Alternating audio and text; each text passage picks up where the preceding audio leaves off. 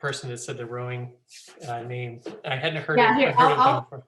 Yeah, I hadn't either. He's actually an organizational theorist out of, I think he's either, I'm going to look him up because it's such a cool quote. And I'm like, I was very intrigued by him and what he talks about. And his name is Kenichi Ome. And he is, I'll give you just a little background. He's Japanese organizational theorist and management consultant and a professor. So like he does, he works with people on organizational change and things like that. And I was like, what a powerhouse quote. Like, and it's interesting how many of us do this. And I've done it in my life too. And again, it's just for self-reflective awareness of constantly checking in with yourself. So I do a journaling practice every day. There's a template on my website. If they go to my website, they'll find the journaling template on my podcast page. It's just a free download. And it's awesome because like, I just go, okay, it's simplest questions. What's working? What's not? What's working? Add more. What's not working? Drop, automate, or delegate. Like it's such a simple question, but if we don't take the time to stop rowing so hard in the wrong direction, we're going to get there and go like, crap, this isn't where I wanted to go. And for some people, this is like a lifelong quest.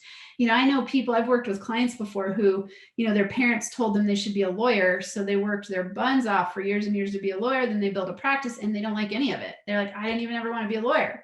That's a very good example of rowing in the wrong direction. Same thing in your business. Like we have a lot of advice coming from all kinds of people in the business arena, and it's somewhat contradictory, right? Like one person will tell you do Facebook ads and another person will tell you never do Facebook ads. And I mean, that's just one simple example, but there's so much contradictory information. And it's not that because any of it's wrong or right. Do what works for you.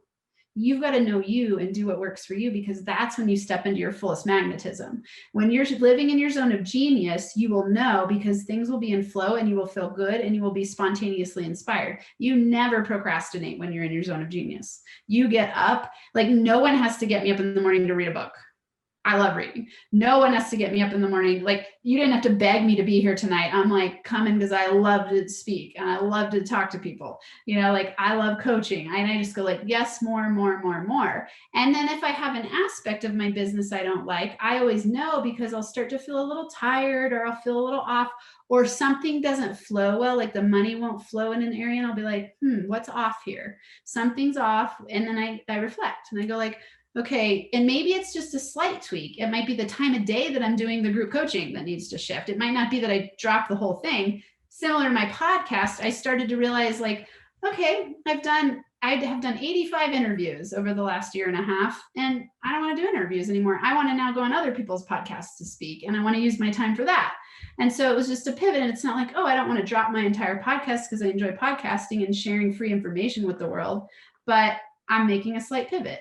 And so it's not always like, oh, I've got to change everything and blow it all up, but just get to know yourself well enough and ask. I mean, I think it's a cool quote to align your life by, where you could go, hey, is my boat rowing in the right direction this week? And if it's not, make a slight adjustment. And if it is, keep rowing.